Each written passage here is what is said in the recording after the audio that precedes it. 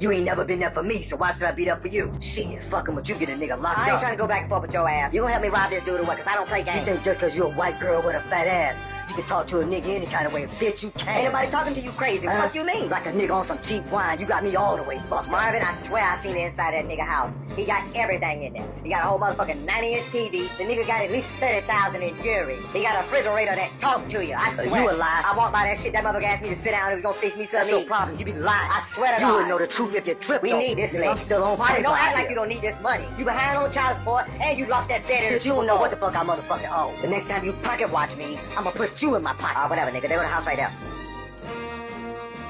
Hey, my boy. Which one of you motherfuckers been liking my girl pictures on Facebook? First of all, stop calling me boy. I got a name. Secondly, I don't know what the fuck you talking about. Oh, nigga, you know what I'm talking about. It seems like every time I leave my crib, she getting calls from niggas, likes on her pictures, comments. So what you trying to say, man? I just told Like I said, I don't know what the fuck you talking about. Hey, you sure that's your girl, man? Yeah, I'm sure. I can't tell. Put it like this. If I find out it's one of you motherfuckers putting likes on her shit, under your profile it's gonna say gone too soon. Rest in heaven, my boy. See, you can walk it like you're talking, nigga. It's always up with me. Hold on. Let's get that motherfucker. They tried to steal Mr. Refrigerator. Fuck off, nigga. Hey, y'all, get that nigga. Hey, who that white girl is? I knew I shouldn't have never listened to your ass. Marvin, hurry up. Hold the door. Let's get that motherfucker, man. Bitch, you almost closed that shit on my motherfucking foot. G.I. Joe will return after these messages.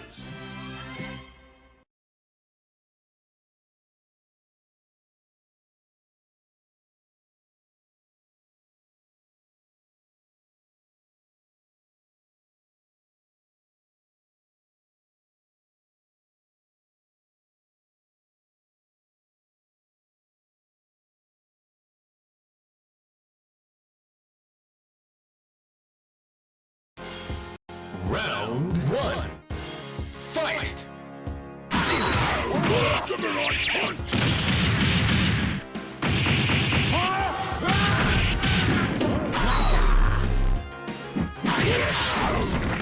Juggernaut punch!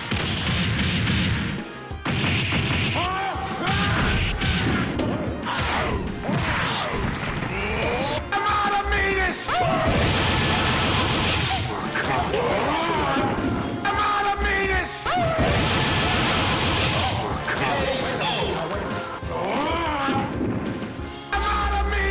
By the power of Grayskull!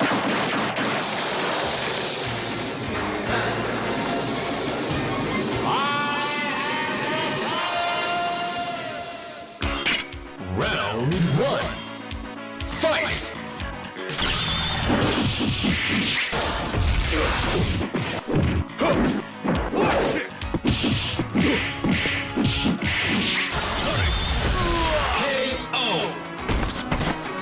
Until next time, this is He-Man wishing you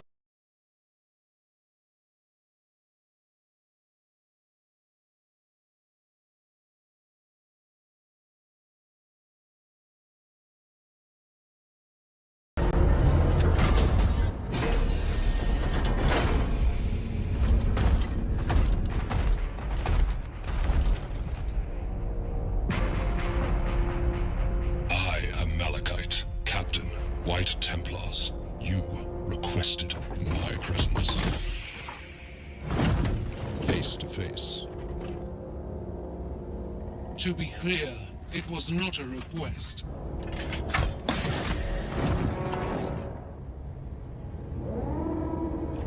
I am not sure what else needs to be said, Custodian. We have barely a week before the enemy darkens these skies.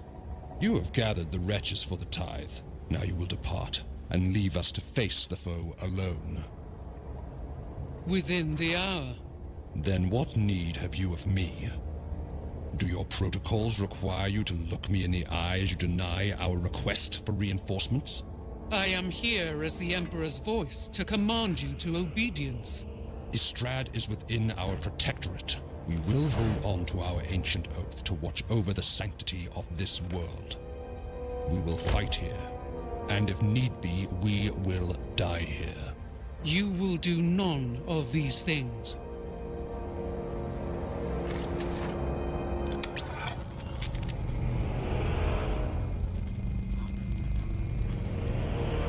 It is the will of the Emperor that we execute a firebreak around Segmentum Solon.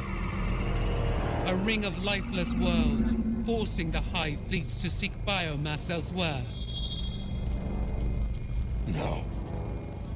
You will withdraw your chapter's forces from the surface of Istrad. You will break your oath to this planet and its people. And once your warriors are in orbit, you will commit exterminatus upon this world. You cannot ask this of us. I am asking nothing of you. I am conveying the will of the Emperor. An oath upheld for 3,000 years, the honor of our chapter. We will suffer no threats to Terra, no matter the cost in blood, in life, or in honor. You heard the Emperor's command, Space Marine. You will obey it. I will.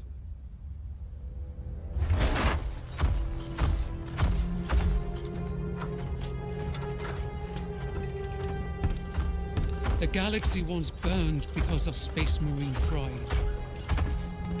But he will do as he must. Nothing else matters. For now. Oh my God, y'all have no idea what I've been going through this last 12 hours, which is why I'm on my movie review channel. So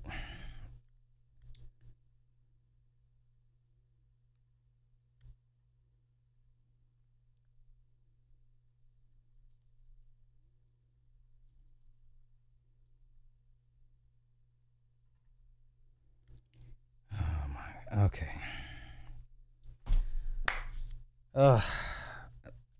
Okay, so I'm currently locked out of my main email, which is tied to my main YouTube channel. Someone tried to fish and hack into it. So I'm stuck in this perpetual loop of trying to recover the account. I have to wait 72 hours before the critical alert flagging is reduced to non-critical, because after so many attempts and so many of this and so many of that, YouTube, will lock and disable your account. It's not for policy violations. It's locked because of too many failed attempts. So I've been dealing with that all day, and nobody realizes how much your Google email is attached. Listen, I can't get into Play Store. I can't do Google Maps. Do you understand? Like, your Google, it's just like Apple. Your Google email is tied to everything in your life. So not only do I not have access to my Gmail, I don't have access to Play Store. I don't have access to Google Maps. You understand? You see how deep this goes? I've had that email for, I don't know, close to 20 years now. Ever since I left Yahoo. And so the person that tried to hack it tried to use their email as a recovery, one of the recovery emails, and I'm in this perpetual loop because the only options it gives me is that person's email or my email. What I send it to my email, of course I can't get in because I'm locked out. So yeah.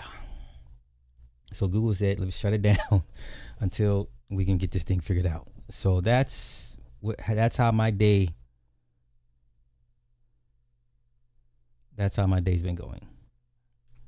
So in the meantime, I will be on this backup channel. Like I said, it is not monetized, so I need to grow back this channel to where I wanted it to be years ago. I've been neglecting this channel, but certain topics I will not put on this.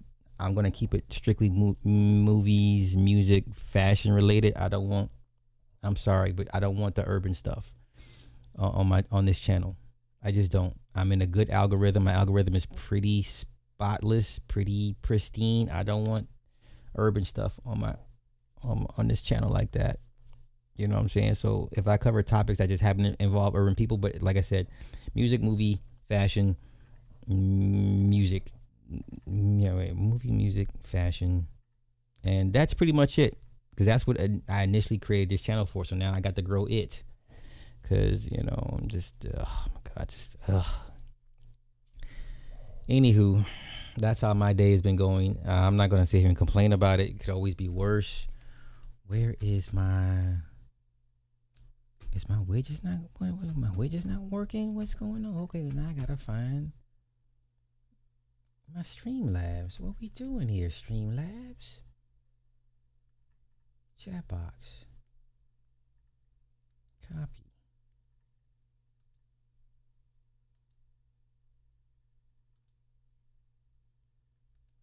All right, let's go back. What are we doing here? So let's go to the planet, the globe. Okay. So yeah, I'm gonna be here on live streaming back here, man, until something shakes. I hate it. I hate it. But we're here, so it is what it is. And why is my chat not popping up on the screen like it's supposed to? What the hell is going on? Oh no. What? Oh. I don't even risk yourself into this channel. Yeah, I mean, I get it. Yeah, man, listen. So I was just praying like y'all didn't see no weird stuff on my main channel, because I'm like, I can't get to it, you know, and YouTube will, you know, be like, you're doing it. And I'm like, it's not me. And of course, there's no live, nothing, you know. So this is going to be a pretty light, airy live stream. I just want to come out here and show my face and do that. In the meantime, what the fuck is going on with this motherfucker? Please do not share this with anyone. Okay, yes, protect yourself. Okay, yeah, copy before I copy the URL. Okay, are you sure you want to launch the widget? Please make sure. Yes. Oh no, I don't want to do that. Okay. No, we don't want to do that. Okay. Oh, I see what it is. Shows the thingamajigger. Okay, copy. Nope. Nope. Cancel. Okay, there we go. Now we're going to copy. Okay, now we're going to go to the planet. And now we're going to copy paste. Add widget overlay. So is that it? So I got 2 overlays. Now which one's going to pop up? See? Exactly. There it is there. That's what it is. Yeah. Y'all know y'all know. Yeah, I hate it, man. I hate it. So I'm just sitting here, just can't do shit, man. Can't do a goddamn thing. But I need to do. This has forced me to grow this channel like I should have been, because I've been intermingling content on the main, which was supposed to be for this. And I got lazy, so like I said, I'm gonna try to keep this as non-urban as possible. Like all the Abin Preach stuff, I'm not gonna, none of that stuff that you normally would expect me to cover. I'm not on this channel. Like I need to grow this thing right, because I want to be in a nice, clean algorithm with no nonsense. It is what it is, and some of y'all be like, oh, I can't slide. I get it. If you check out, you check it out. I get it. I don't blame you, but I need to do this for me, you know. So, all right, where do we go first? Where are we going first? Let's go here. Let's talk MJ. These were the cut scenes from the Studio 54 scene. So they actually shot the scenes for Studio 54 that was involving Diana Ross, but of course it's on the cutting room floor. You're never gonna see it on no director's edition or some 4K steel Blu-ray. You're never going to see that. So these are the scenes. These are the pics from the scenes from the actual scene of Studio 54 that you're never going to see. This had Diana Ross in it. She didn't want to be in it, so now it's on a cutting room floor. Okay? People are upset, right? People are upset. I get it. Okay? No, there's not going to be the director's cut, because that's legal ramifications. The woman said, hey, my legal team said don't put me in this. You can't put her in it. And that means for B-roll footage, director's cut, you can't. No means no. Okay? Now, let's keep it going with Hollywood stuff. I didn't know Ryan Reynolds, this guy's a psychopath, man. I didn't know he did all this. Ryan Reynolds is a psychopath. Wow, let's go here. As psycho arsonist Ryan Reynolds is not lost here. Yes, explain why you call him that. When Ryan Reynolds was a teenage boy, he burned down his elementary school in Canada. What? He did what? To the ground. This was an arson fire. He set it in the middle of the night. This school was like over 100 years old. It went up like that. He has given varying. He's a psychopath, I believe. He's given varying accounts of this story. Little, my dad was a cop, and my brother is a Mountie. He's an RCMP officer. So I looked up to them, and I wanted to be in that field, you know. And then I think it was around 6th grade. I was with my other brother, and we were at our elementary schools on the weekend, and we were trying to set fire to the building. And I thought at that moment, I'm probably not going to be a cop. And I thought maybe the next logical step was either, you know, some form of criminality or showbiz, which is almost the same thing. And one, he just meant to set fire to like a wing of it. In another, Megan, there's another version of this story in which he set fire to a tree. When I hear that, like, I could cry. Like, who would set fire to a tree? I know. To a living thing, you know? Oh, but it was just a tree, and then it went up, and then he... Who knew? So if anybody out there doubts this, we at the Nerve have dug up the contemporaneous reporting with a front page from the Canadian province of the school ablaze. It was leveled. All of the students had to go take classes for months and months and months at like various community centers. He admits that he did this? 10 years later. He gives another interview. He's not a huge star yet, but he's coming up, and he's asked about this, and we have the reporting as well. We have shown the physical paper.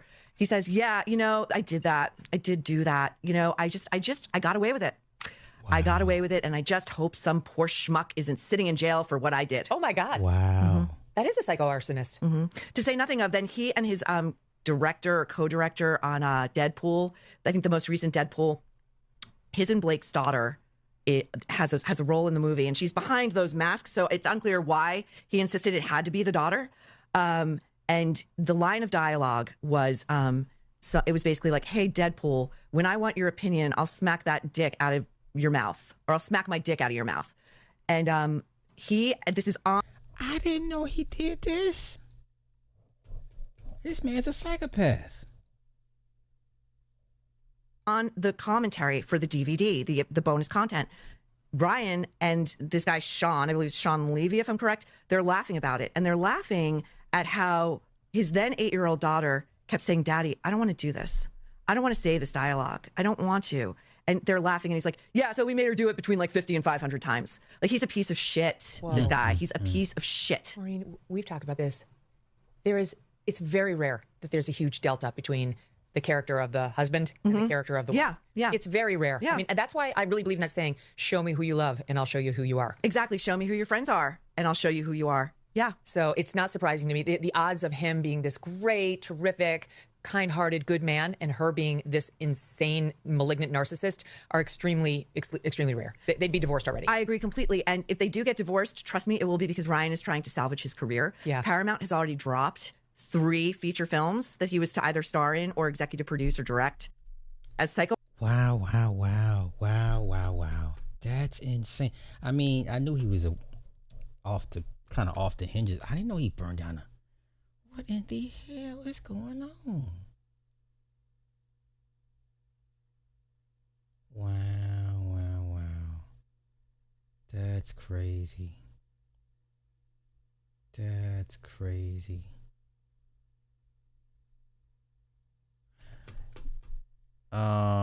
They're trying to steal the crypto earlier.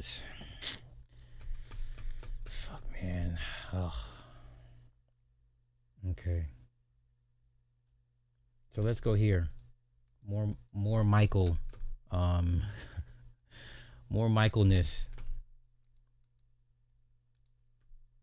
This is interesting. And once again, shame on Cam James, man. I'm disappointed in that young man. It was over, and nobody cared anymore. Nobody cared. I decided, you know what? Let me go to the courthouse and look at the evidence myself. And so I was able to photograph all the evidence. I was able to look at the evidence, hold the Neverland Valley Ranch guest book, and see how Gavin Urbizo and his brother defaced it. I start looking, and I now look at the police tapes of the Santa Barbara police with the accuser. And I watched it, and I watched it again, and I rewound it. I watched it about 4 times. Every time I watched that tape, I would see the police saying to this boy, It's okay. You can tell us. Tell us what Michael did to you. You can tell us. It's okay. It'll be all right. You tell us what he did to you. He's done this before. We know. They were feeding him lines, and the kid is sitting there, and I don't really know. And it was so mind-boggling. I wish people could see this tape. Those police were leading that kid almost like a script. This was a trial that, in essence, was a life and death situation for Michael Jackson, something from which he may never have recovered. And in fact, let's face it, he didn't recover, because while he was in this very attempt at a comeback, it killed him. Apparently, at his autopsy, it was revealed that Jackson's body was also plagued with bed sores, which allegedly came from the months and months he spent in bed following the trial, which for me is proof, again, that it was that trial in Santa Maria that was the straw that broke the camel's back. And on some level, Jackson wasn't ever meant to come back, because he didn't. He. Oh, my bad. What the hell? Okay, hold up. My bad. Okay, wait. Uh-oh. Let me free up some RAM. Hold up. Let me free up some RAM. I'm having RAM issues. I know what it is.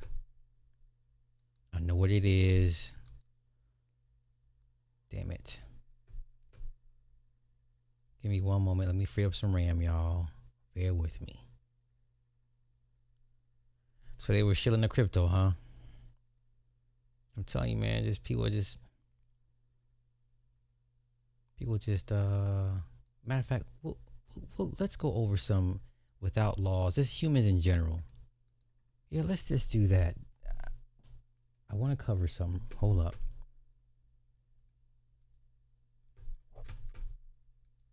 Oh, FD Signifier was doing it too? Oh no. Are you for real?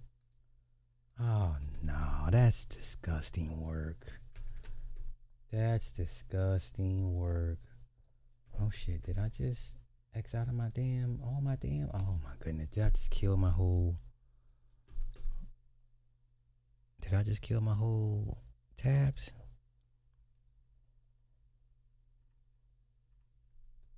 Shit.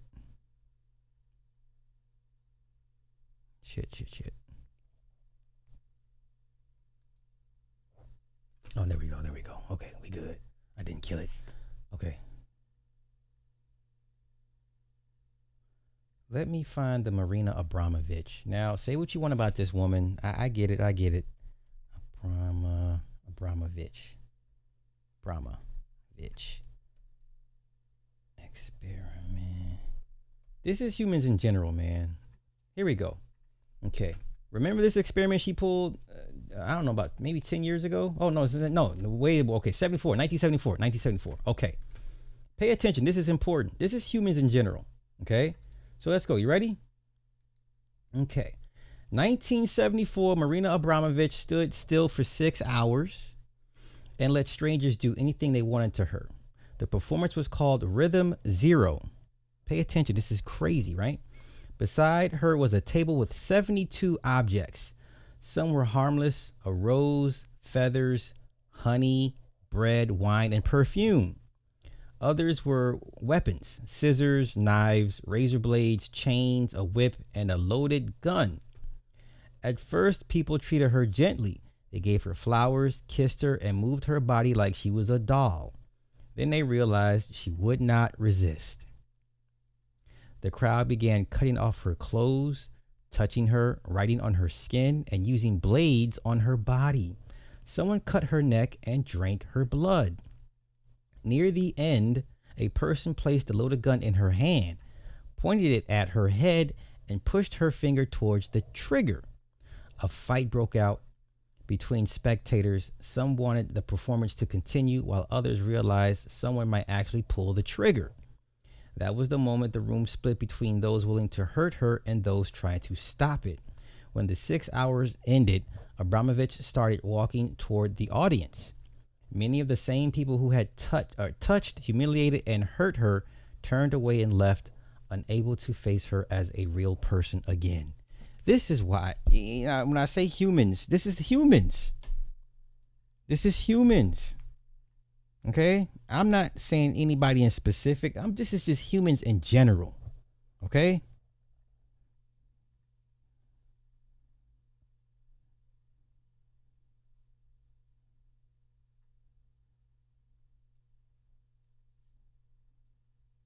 Okay?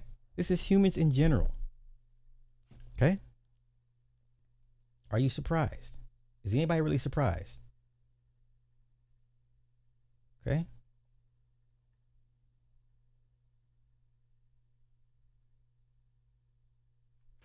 Here we go. What scares me most about this experiment isn't Marina Abramovich. It's how fast ordinary people stopped seeing her as human the moment they knew there'd be no consequences. Rhythm Zero really proved that the line between civilized and dangerous is thinner than most people want to admit. Let's go take a look at that, yeah? Let's go take a look. Rhythm.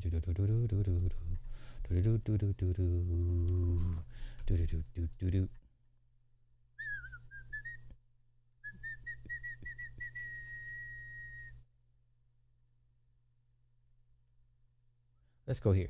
She talks about it. Okay, let's go. Forgive me if there's ads popping up because I do not have YouTube Premium on this backup channel. I'm going to wait to see what happens after 72 hours. And then worst case, if I have to get YouTube Premium on the backup, I will. You know me, I don't like doing ads, y'all. Y'all know me, I don't like doing ads. Let's go. All my inspiration was really about heroism and about stamina and about, pushing the risk of the human body. That was the whole thing why probably I am where I am. I really will go to the end and then see what will happen.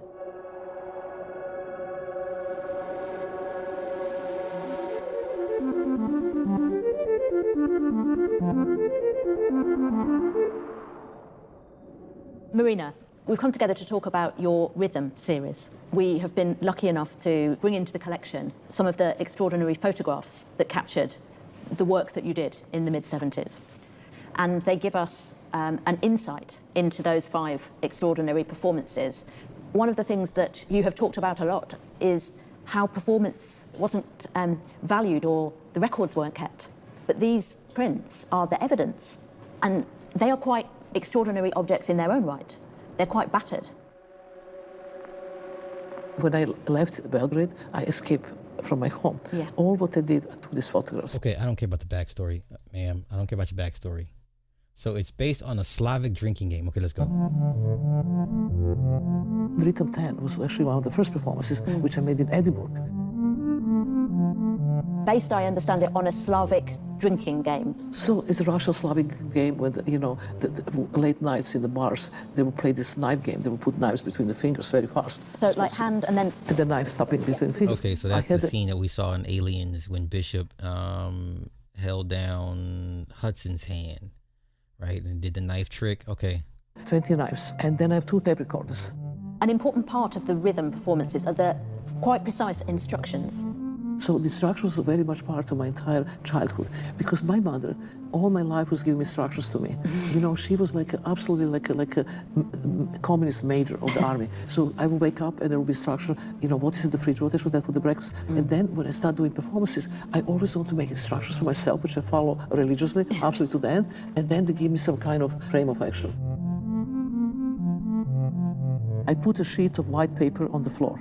Okay, let's go Number here. 2. I put 20. Let's go here. You are in Edinburgh, and Joseph Boyce is in the audience watching you. So this is the formation of a whole shift in what we think art is, because you are the art at this point, and you are being watched by this other great shamanic figure from the 20th century, and between you were changing everything. But that was such important, the trip to Edinburgh. It was the first time Joseph Boyce ever came out of Germany to do the performance that we met him. He actually helped me in my career because he introduced my work to the other festivals of performance art of similar kind. So it really was important, that meeting. You didn't see the risk. Okay, let's go here. So Rhythm 5 was really difficult because, we live in communism at that time. The 5-star symbols everywhere, on our school books, in every window, on the official building and so on. So I took this, communist star and I created the outline with the wood, and I put with the cover with the 100 liter of gasoline. And I entered to this star. And I made a work with the star, including lying in the middle. The thing that I found most shocking when I read about this, that you set it alight. Yeah. So there is a very extreme amount of danger to the self there. So What took you to that place where you wanted to put yourself at risk? I don't even see the risk, because I think just by entering to the state of consciousness in performance, you actually enter to another state of mind. To me, performance was a holy ground. The only thing that actually happened that I didn't expect at all is that I lost consciousness because the oxygen was taken by the fire. And then there was a doctor in the audience. You see that burning, the wood was falling on my feet, and I didn't react. So they took me out. And I was so angry. I was so angry. Performance was actually interrupted in the way with the limits of the body. Immediately after that, I create 2 other performances when I use my body, conscious and not conscious, to see that I can push these limits and enter to that state. But all my inspiration was really about, about heroism and about stamina and about, pushing the risk of the human body. Okay. But I think I would hang with this chick.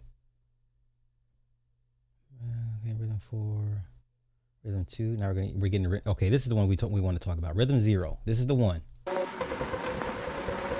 But if we move now to talk about, if you like, the culmination of the rhythm performances, you turn your attention to the audience. So tell us about that rhythm where you offer yourself as object to the audience. But this is last rhythm. Yes. This is rhythm 0. Oh boy, let's go.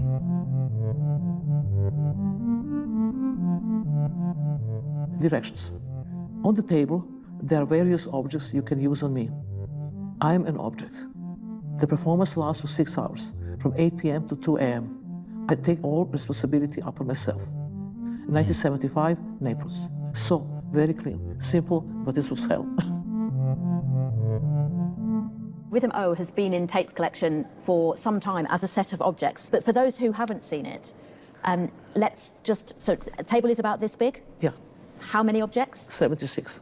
And some of them are pleasant and some of them are they're dangerous. beautiful. They have rose, they have a book, they have the head, they have feather, but then we have nails and chains and needles. I mean, really heavy stuff, including the pistol and 1 bullet. Wow. You can do anything you want with me. I'm an object for 6 hours, and I take all responsibility. I think that line is so significant. Important. I take all responsibility. Yeah. Because I put voluntary myself in this kind of situation. We're talking about abuse or not abuse, but you put yourself voluntary there. So, whatever happened, you are the responsibility, The first part person came and actually make a kind of circle around me with just a chalk on the floor. Then they open my arms and they start putting feathers. 6 hours is also important. Take time to the people develop courage, start doing it. And then more and more and more. Then there came the guy who cut my clothes with a scissor. Another one came with the rose. Another one came and the pins of the rose stuck into my body. Then they put the cotton around my neck and tried to burn and then put it away in the fire. Then one was putting the drops of water in my head. Then was the one that carried me, a group of people on the table, opened my legs, stopped the knife between. Then it was so many different things. Doing absolutely nothing is the beginning of everything. Wow. The most interesting thing was happening in Naples in Italy, and they project 3 basic, the kind of stereotype of Italian culture on me. There was mother, Madonna, and a whore. Mm-hmm. And Okay. Mother, Madonna, whore complex. It's in all of us at varying degrees. Wow, this is deep. This is a deep, deep woman. Let's go. It's very interesting to see. But the moment they start moving, all these run away. They could not believe that they become, from being a statue, become a real person. And did you feel in active danger? Yes, I did. And this was a very, very scary performance. There was one special man, I never saw his face because he was very, very small. He was always somewhere around my breast, and he was constantly around me. And all what I hear was heavy breathing. I never saw his face, and I was very, very scary. And then, they put the bullet in the gun to see if I would go that far with my own hand to push the trigger, which I really was ready because, you're 23 and you want to die from art. I will not die from art now, but this was the 23 years old. So you put a huge amount of trust in a group of strangers. Yeah, but also not trust. I was ready to go to the end. That's the difference, because I could really die there. That's the thing, when you enter the space of performance, I really will go to the end and then see what will happen. Wow. That's crazy, man. Everybody always asks about pain, but I use the body as a canvas. There was always interesting to me why the body have limits and how far we can go, starting with the rhythms. I really discovered the power of long durational work. It's really bring transformation. Like some of my performances are for months, or 2 months, or 3 months. Then it's life itself. Yeah. The only fear I have that I don't have enough time to do what I wanted to do. And I just did one interview in New York Times recently, and I just said, I have no time to die. I just don't have time. Please let me live a little longer. Well, You made a whole new field. Okay. Newfound respect for Marina Abramovich, man. Some call her witch. Okay, if that's what suits you to put her in a box, you know, that's a pretty small box, but that's a sharp woman right there. Sharp woman. Okay, let me get back to Michael. Where are we at box office wise? We are just a hair under $500 million.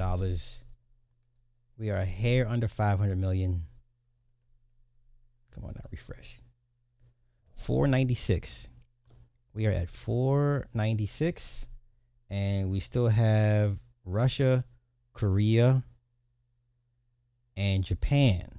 Also, China has agreed to extend Michael's movie run an extra 30 days. China extends.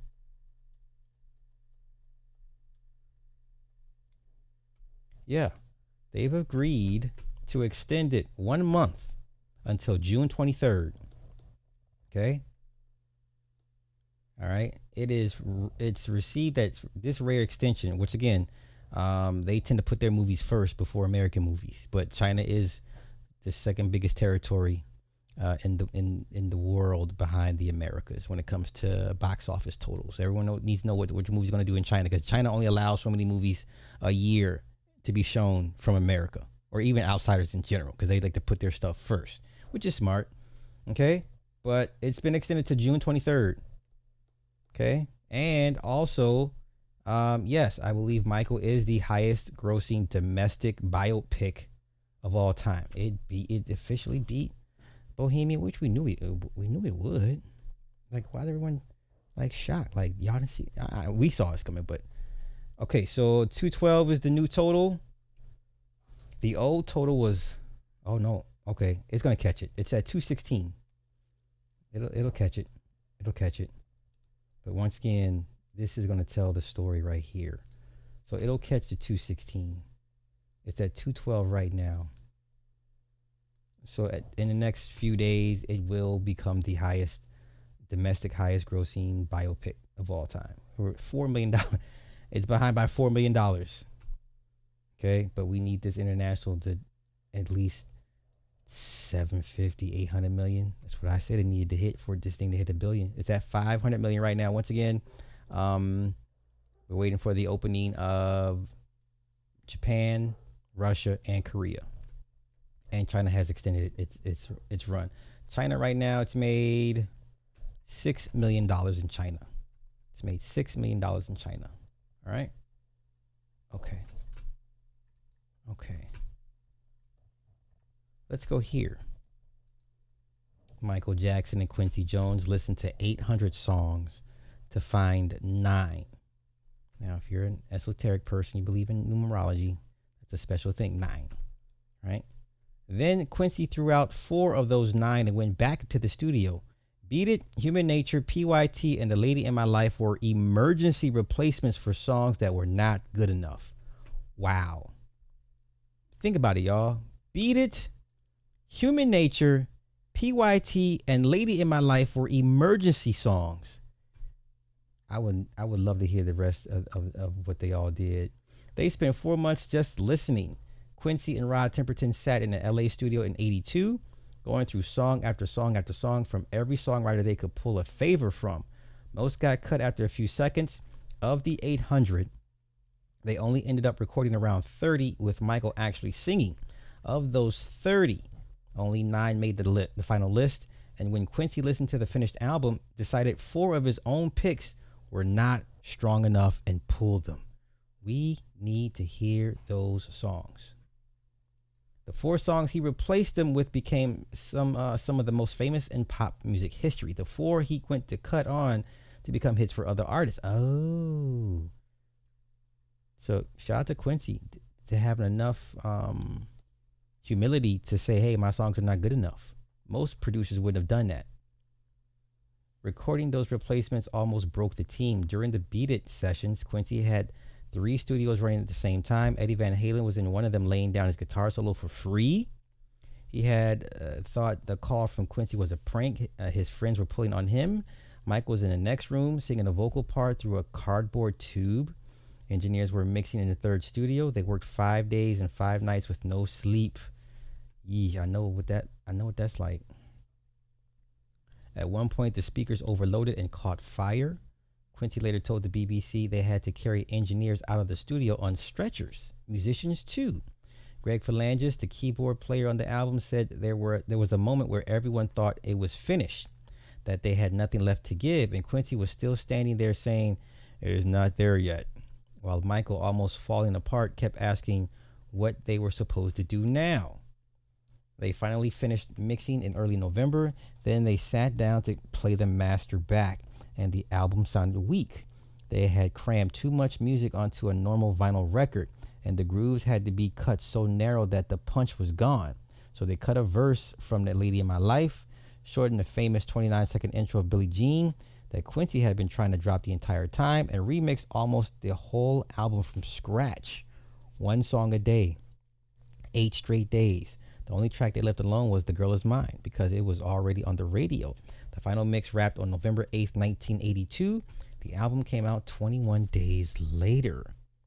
The wolves you hear at the start of the song Thriller are Michael.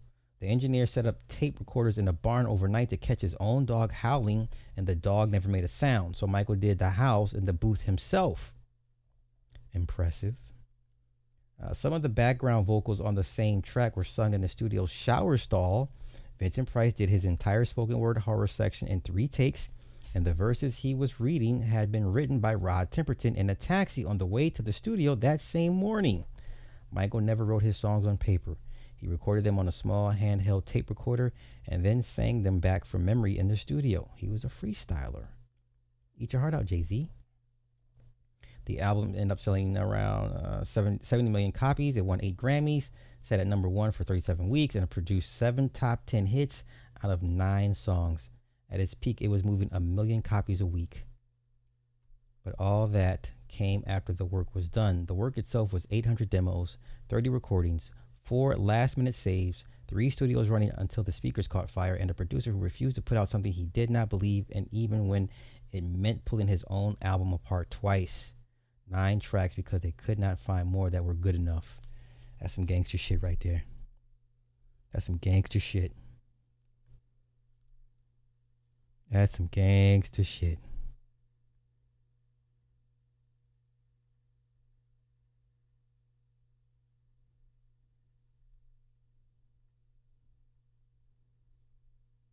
Okay. Love to read stories like this.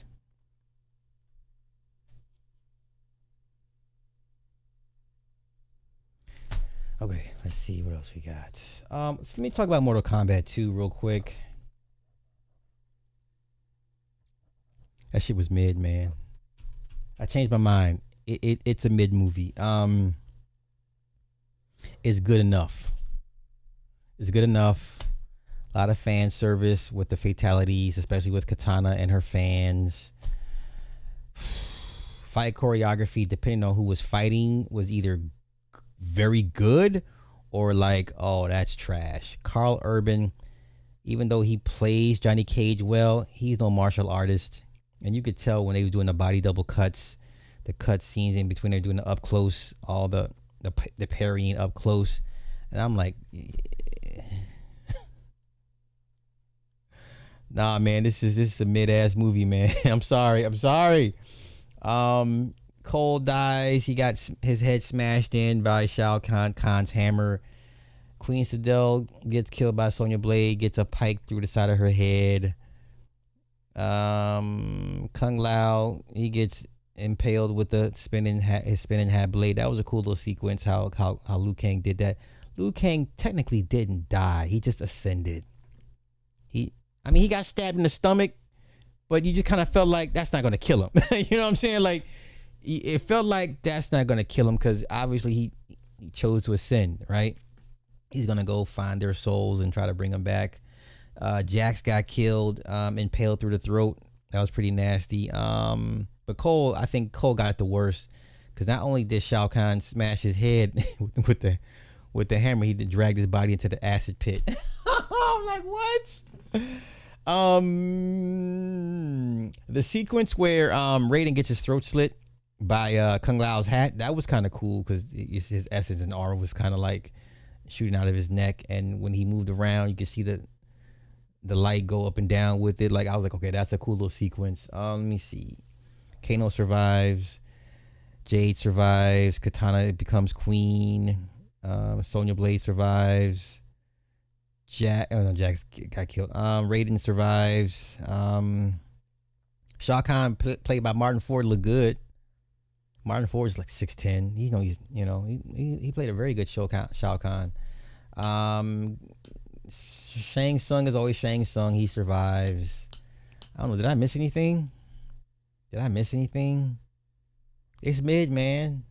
So now at the end, the survivors all gonna go to whatever realm to go find the souls of their dead friends. Oh, when Shao Kahn summons Quan Chi to bring back Sub-Zero as Noob Sabat. Okay, that was cool. Scorpion came back from another realm to help guide Johnny Cage and Kano to find the amulet so they can destroy the amulet, because Shao Kahn took some of Raiden's essence when he was injured and put it into the amulet and bonded it with his body so he could be immortal like a god. They kind of nerfed Shao Kahn because he doesn't need stuff like that in the video games. Anywho, and let's see what else. This movie was mid, man, but Scorpion on screen always, the guy that plays him is always, it was cool. Matter of fact, let's see what they box office looking like. They talking about 30 to 40 million. This thing ain't hitting no 50 million, man. That shit, it's not hitting 50 million this weekend, man. I see why. They got it right with the reviews, man. It's at $26 million, man. I think this thing had what's its budget? Was it 50 or 80? $80 million budget? I believe it had an $80 million budget. Mortal Kombat 2, it had an $80 million budget. I believe it was $80 million. 55, oh no, okay, yeah, 80 million, I was right, okay. So $80 million. So it needs to make about, I don't know, 260, 270 to break even.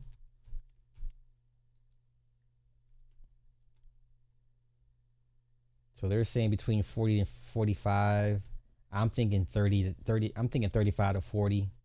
Yeah, this scene was kind of cool when she does her spinning blades. Oh, so at the end, when they finally were able to destroy the amulet and Shao Kahn loses his powers, Katana ends up killing Shao Kahn with the spinning fan blades. Right? Okay. So it'll, I don't know if this thing doesn't hit $40 million this weekend. We got Mandalorian Grogu coming out after that, May 22nd. I think Mando and Grogu is going to do better. Definitely do better than Mortal Kombat 2. It might eat some of its lunch. If this thing opens at less than $40 million, I don't think it makes its money back. Once again, the metric is 240, 250 for it to break even. If this thing makes less than 40 million in its opening weekend, I don't think it's going to make its money back. I really don't see how that happens. I don't see how that happens. Let me see. Let's see what Mandalorian Grogu are tracking. Let's see, Mandalorian Grogu.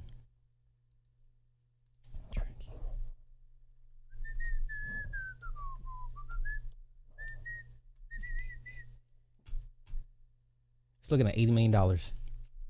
Memorial Day. It's looking at $80 million. $80 million. It's looking at $80 million. Yeah, it's gonna eat MK2's lunch, man. It's looking at $80 million, which is low even for a 4-day weekend, but I'm gonna go see it though. I'm gonna go see it.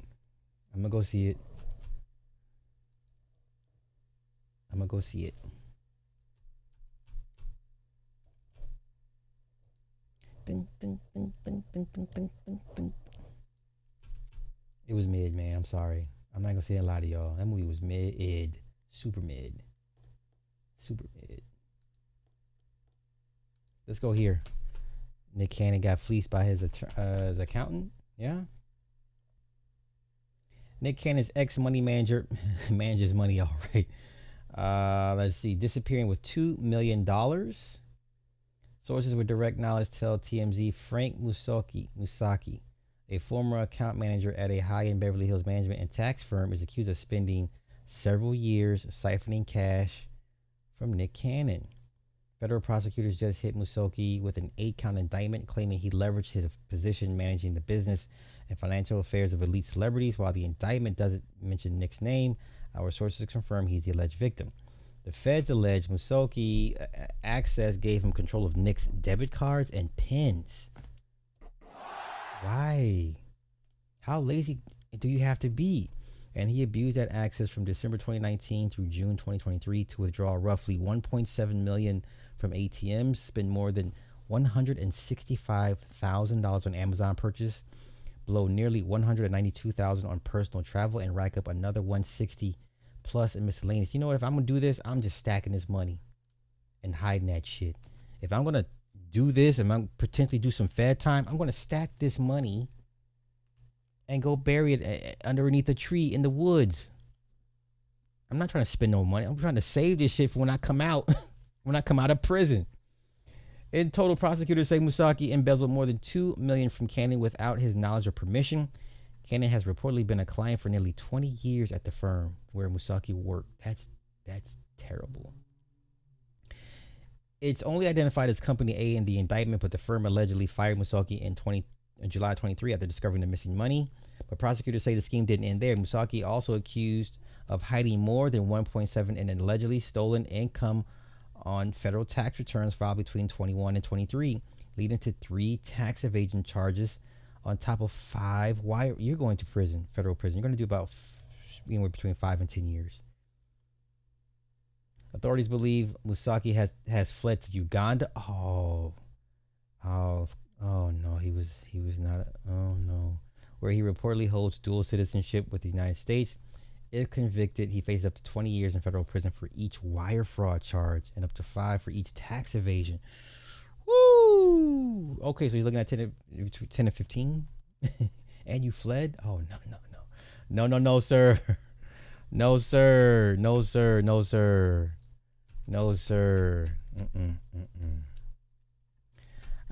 you know what? Like I said, it depend on who was fighting. Johnny Cage's fight scenes were trash. The one with Baraka was trash. The one with Katana was trash. The best fight sequence had to be, I would say, well, Jackson Katana was decent. Sonya Blade and Sindel, decent. But Kung Lao and Liu Kang is my top one. And then Noob Sabat and Scorpion are number 2 as far as the best fight sequences in the entire movie. Shao Kahn, he did what he could. He's not a martial artist. Because he was in Boyka 4 doesn't mean he's a martial artist, y'all. I'm just saying. His fight scene with Katana at the end was, so, yeah. Nah, man, the Raid, those guys are professional. But Joe Talsim, the guy that plays Sub-Zero, he was in the Raid. They got a new Raid-esque movie coming out called The Furious. That shit looks crazy. It's basically the same guys that do the Raid, all their stunt guys or their main actors guys. Yahya Rahim is in it. He plays another bad guy. So another Raid-esque movie coming out. We're supposed to get the American version of the Raid. That was put on hold. Gareth Edwards was supposed to direct that as well, but we're not. It's on hold. The American version of the Raid. Nobody asked for that. Okay. Let me see. What are the other topics before I get about it? I've been on for an hour. Okay. I'm gonna keep it short and sweet. Mortal Kombat, MJ. Oh, let's go here. Druski. Jeezy Pete's. Listen, I'm not the biggest Druski fan, but his skits are going to be he's on his way to becoming a legend with his skits. If he keeps this up for another 7 years. Oh, he'll go down as one of the greatest sketch comedians ever. I mean, Erica Kirk to this one here, he's killing it, man. Shout out to his team of writers that help him with that. I mean, he's killing it. If he maintains this level of just, it's that good. It's that good.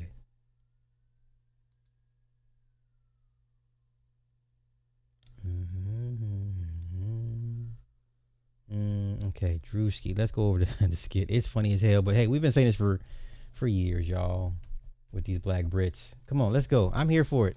I'm here for it. I'm here for it. This is classic, man. Brody, stop talking like that. You ain't going to no big city. Mass ain't gonna let you. Yeah, I'm going with or without you. Rudy, stop talking like that. Stop. Hey, what are you niggers doing over there? We gotta get out of here. Hey, what are you doing? Run! And cut! Fantastic. I need more American slave. Okay? Like struggle. So, yeah, the Struggle. Like sort of like the dialogue, like the back and forth banner. Absolutely. Yes. See, this role was sort of a bit cheeky. I got a little bit out of my comfort zone, you know. During the filming of this role and this character, I felt oppressed, like an American slave, like a lot of struggle. I studied the art. A fantastic turnout on the red carpet tonight. I'm just arriving. Once again, the reason why they hire black Brits, because they're cheaper and there's no unions, or their unions are not like the unions over here in the States. You understand? They're cheaper, less restrictive unions, and the perception is they're better actors because they're classically trained or theater trained. Okay, whatever, but come on. We have Samson Dubois at the American Guild Awards. Samson, you look great tonight. How hard was it for you to change your accent? As a little boy from Manchester, I think, I struggled a bit with the dialect, right? But to really get into character for this quite astonishing role that I took on, to say the least, I put it all on the line. All right, 3, 2, 1, action. I'm telling you, nigga, if you fuck with my shit, I'll kill you, nigga. You'll be fucked up. Fuck. Nigga, we family. Nigga, ain't no fucking family in this shit. We're not family, nigga. Fuck family. Hey, cut, that's the one. That was stunning. That was stunning. Great performance, brother. Great performance. Working with a good London boy, and I bother him all the time. I had a call with that director. Listen, the level of quality and production into this and attention to detail, if he keeps this up for at least 5 to 7 years, he will easily go down as one of the best sketch comedians ever. It was quite quintessential to the role and great character development behind it. I put this fucking bullet in your head, nigga. I laugh because I'm penniless and a bit quite surreal. Samson Dubois. Samson, yo, who's the girl? Who's the girl? What's your next movie? What's your next movie? Yo, do you think your British accent gets you all the black roles in America? Come on, bro. Are you serious, bro? Do you think you're better than them? Better than who, bro? Black people. Yeah. Stop. I love it. And everybody's like, yeah, they really, I mean, everybody coming out there, here we go.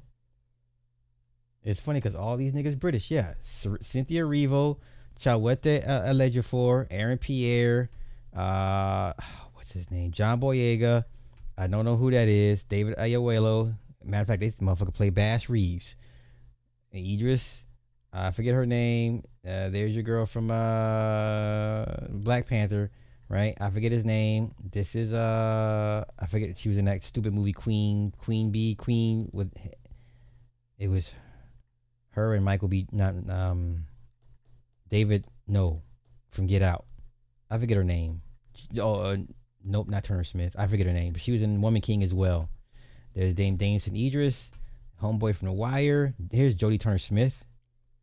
There's I forget his name. That's Get Out homeboy and homegirl. I forget their names, but yeah, man, yeah. They're all cheaper. They're cheaper. Okay, like a lot of us have been saying this for years now. Right? It's no shade. You telling me this nigga that played 12 Years a Slave was British the whole time? If you watched Kinky Boots, you would know.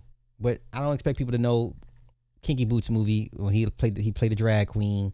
It was also Joel Edgerton. It was a very good movie. I was paid to do marketing on that film, so I got to hang out on set for a little bit, and met a couple of the supporting actors. But yeah, I got a nice little marketing check for this, right? Matter of fact, was in there one of the recording sessions because he sang a lot of the music and on the soundtrack. But yeah, if you watch Kinky Boots, you would have known already he was a Brit. I'm just saying. Okay. I'm just saying. But he needs to get in shape, though. He needs to get in shape. Let's go here. What's this? I come from the... Oh, my goodness. Yeah, they said this years ago, man. Samson Dubois. That's funny as hell. But the wheel is rotten on fucking Oh, my goodness. Internet is stupid. Okay.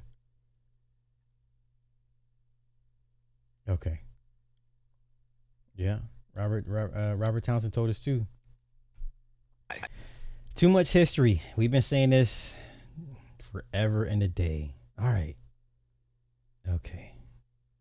Once again, if he keeps this level going, he's going down as one of the best to have done it easily, like at the bottom of somebody's top 10, top 15. He'll be at the bottom, but he'll be on that list though. Nonetheless. Okay, an hour. That's all I got, y'all. Honestly, that's all I got. Because all the stuff I was going to pull to show is in the other email. Go figure, right? Let me see. Can I go to my bookmarks? Let me see what I got bookmarked. Bookmarks. Let's see.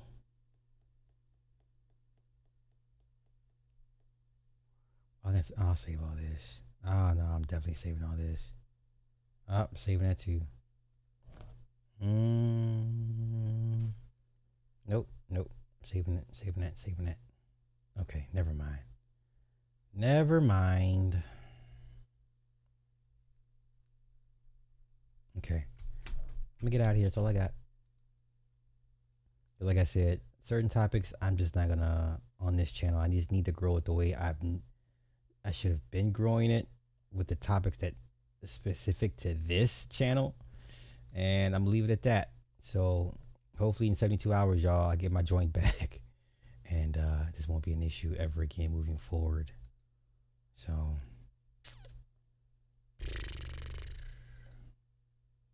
could be worse. That's what I've been trying to tell myself all day. It could be worse. All right, thank y'all for coming through. I'll catch y'all on the flip side. What's tomorrow? I'll definitely be back tomorrow. So, for sure. Oh, wait. Did I miss anything? No. Okay. Tomorrow. All right, y'all have a good night.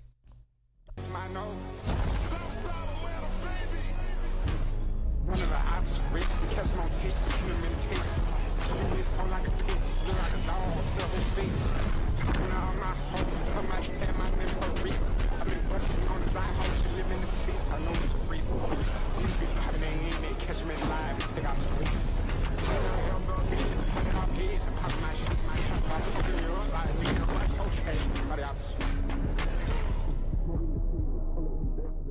Walking that bitch like, how the hell y'all doing? How y'all feeling today? Ready to turn myself in down at the station. I made a killing today. Always gonna be money, always gonna be hoes, always gonna be something. The only thing you got is your word. I put that shit on my mama. No, you really just can't get comfy.